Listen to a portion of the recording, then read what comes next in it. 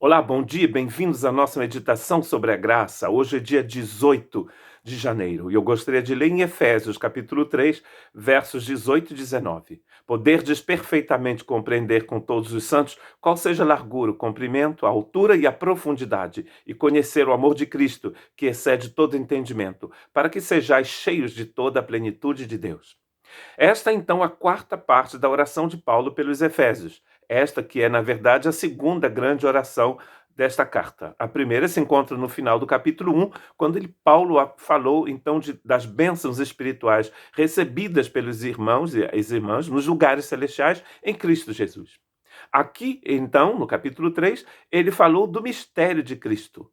E após ter falado do mistério de Cristo, ele ora também pelos irmãos, e a sua oração tem 4 partes. E esta aqui é a última parte, a plenitude de Deus.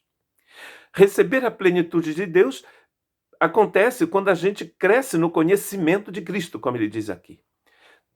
No conhecimento do amor de Cristo. Esse mesmo amor que a gente viu no verso 18, que a gente pode, desse amor a gente pode entender a largura, o comprimento, a altura e a profundidade. E aqui, quando a gente conhece esse Cristo, nós vamos ser cheios de toda a plenitude de Deus.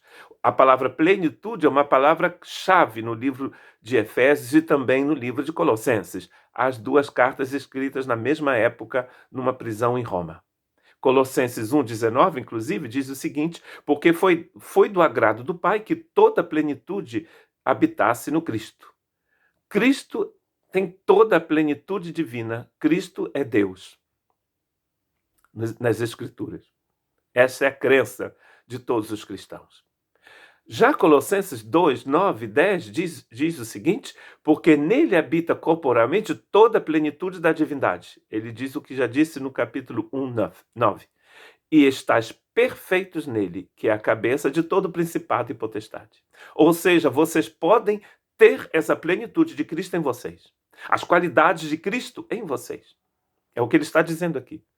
Quando Paulo escreve essa carta aos Colossenses, ele escreveu porque as pessoas em Colossos haviam recebido um ensinamento, uma heresia, que dizia que você poderia achar essa plenitude em outra coisa, na religião, por exemplo. E as pessoas estavam misturando a religião com Cristo, o que não funciona. Não funcionava antes, não funciona hoje. Não funcionará nunca, porque o Cristo não tem nada a ver com tudo isso. O que acontece é que ele está dizendo agora para esses irmãos: por que vocês vão procurar em outro lugar aquilo que vocês já têm em Cristo Jesus? Entrem num pleno conhecimento do amor de Cristo e vocês vão ser cheios da plenitude de Cristo. Ele é, inclusive, o cabeça de todas as coisas. Ele é o chefe de todas as coisas. Por que a gente vai procurar na criação aquilo que a gente encontra no Criador? Vocês estão perfeitos nele, que é a cabeça de todas as coisas.